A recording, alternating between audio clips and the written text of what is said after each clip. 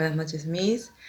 A nuestro grupo nos ha tocado lo concerniente al área de matemática, donde veremos las teorías y propuestas metodológicas de Miguel de Guzmán y de George Polya. Nuestro grupo está integrado por Adalid Valeriano Rojas y quien les habla, Gloria Guayla Telles. Vamos a iniciar con una breve introducción muy importante que nos dice nuestro amigo Miguel de Guzmán. Nos habla que el conocimiento matemático fue concebido como una vía, un método a través del cual el hombre podría asomarse a la profundidad del universo en que vivimos. Sin embargo, lo que vemos es que tanto la afición o el rechazo a las matemáticas provienen desde la etapa inicial. Los niños ya en un primer contacto con las matemáticas o bien se inclinan hacia el placer de disfrutarlas, de practicarlas, o en un sentido lúdico, o se decantan hacia el odio, el rechazo, ¿no? A la frustración, que esto crea normalmente bloqueos psicológicos que perviven durante toda la existencia y probablemente esto se deba a una mala formación inicial. Ahora veremos la biografía de Miguel de Guzmán. Miguel de Guzmán nació en Cartagena, España, en el año 1936. Estudió filosofía en Alemania y matemática en Madrid. Los mayores aportes de Miguel de Guzmán es que nos deja libros donde encontramos técnicas traducidas en varios idiomas. Uno de sus libros tiene como denominación Para pensar mejor. Lastimosamente, Miguel de Guzmán ya falleció. Murió en el año 2004 en Madrid. El método resolución de problemas propuesto por Miguel de Guzmán básicamente permite el procedimiento práctico, siendo el descubrimiento y la creatividad para resolución de los problemas basadas en las experiencias y vivencias propias de los niños. Ahora veremos las fases del modelo de Miguel de Guzmán. Nos habla que son 4. La primera es la familiarización con el problema. Quiere decir que nosotros tenemos que entender el enunciado, comprenderlo. ¿Para qué? Para buscar elementos, por ejemplo, datos, para irnos al paso número 2. En el paso número 2, la búsqueda de estrategias, solo tomamos una estrategia. Una estrategia que bien nos dice nos lleva al paso número 3, que es llevar adelante la estrategia, o sea, aplicamos la estrategia elegida. En el paso número 4, revisamos el proceso y sacamos consecuencias de él. Si fue la estrategia mejor utilizada o buscamos otra para volver a aplicar. A ver, vamos a ver un ejemplo. En el caso de trabajar con los bloques lógicos, si nosotros le pedimos al estudiante que agrupe círculos y triángulos pequeños de diferentes colores, pero que no sean los gruesos, sino los delgados. Entonces, el primer paso habla de la familiarización. El niño debe manipular, explorar la textura, los colores, las formas, los tamaños de todos estos bloques. ¿Para qué? Para que él pueda elegir la estrategia apropiada, que se ve en el caso número 2. Se le presentará diversas ideas, pero elige una sola de ellas. ¿Para qué? Para poderla aplicar en el paso número 3.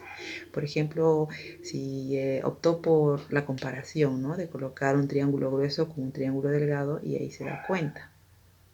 Al ver la diferencia de grosor, de esta forma, agruparía las piezas delgadas que se le está pidiendo, separando de las gruesas. En el paso número 4 podrá ver o llegar a la conclusión si fue una estrategia válida, ¿no? O de repente debería optar por otra. A ver, un pensamiento de Miguel de Guzmán nos dice, la matemática es sobre todo saber hacer. Es una ciencia en la que el método claramente predomina sobre el contenido. Si bien es cierto, el papel integrador de la matemática es ir más allá de las meras condiciones técnicas y rutinarias, pero es claro que sin ningún mínimo de conocimientos nunca podremos conseguirlo. Ahora les dejo con mi compañera Dalis Valeriano, que va a hablar acerca del método de George Polya. George Polya decía que un gran descubrimiento resuelve un gran problema, pero en todo problema hay un gran descubrimiento. Ahora conoceremos un poco más de la vida de George Polya. Fue un matemático que nació en Budapest, Hungría. Trabajó en una gran variedad de temas matemáticas, incluidas las series, la teoría de números, geometría, álgebra, análisis matemático, la combinación y la probabilidad. Él tenía 4 pasos para poder desarrollar un problema, que él le decía el método Polya. El paso número 1 era entender el problema, que este primer paso es de gran importancia, ya que no se puede resolver un problema si no se aprende o si no se comprende el enunciado. Dice que los estudiantes primero deben entender claramente lo que se les pide, para así que ellos puedan proponer alguna operación para que ellos puedan encontrar la solución. El segundo paso, el paso número 2, es configurar un plan. En esta etapa, el estudiante utiliza todos sus conocimientos, imaginación y creatividad para elaborar una estrategia para que le permita encontrar la o las operaciones necesarias para que puedan resolver ese problema. Es importante utilizar aquellos problemas que no tienen un único camino. Para encontrar la solución, es importante en este paso explicarle a los estudiantes cómo deben desarrollar las siguientes estrategias. Número 1, debe usar ensayo y error. 2, resolver un problema similar más simple. 3, hacer un diagrama. Y 4, hacer una lista. En el tercer paso se llama ejecutar el plan. En este paso, el estudiante debe implementar la o las estrategias que escogió para solucionar completamente el problema. Dice que Polya sugiere que se debe conceder un tiempo razonable para que el estudiante pueda ejecutar un plan, pueda pensar, pueda ver cómo va a desarrollar ese problema.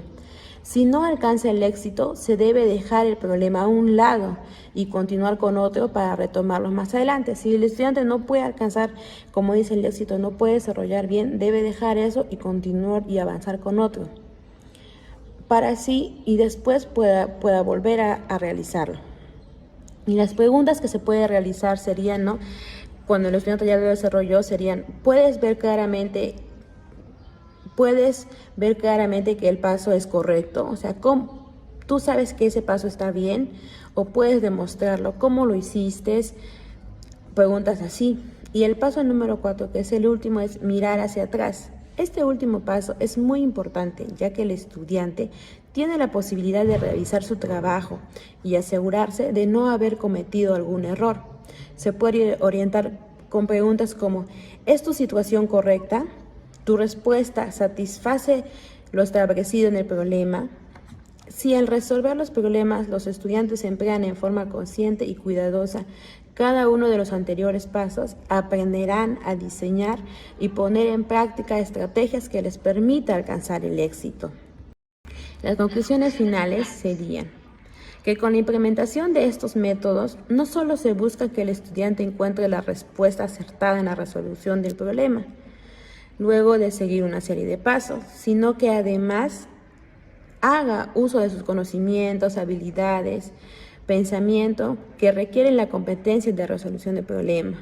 Se dice que si los docentes desde el comienzo estuviesen bien formados, de modo que pudiesen captar psicológicamente la dificultad de los niños con respecto a la asimilación de los contenidos matemáticos y verlos con esa pasión con que realmente se puede ver, serían muy distintas. Gracias.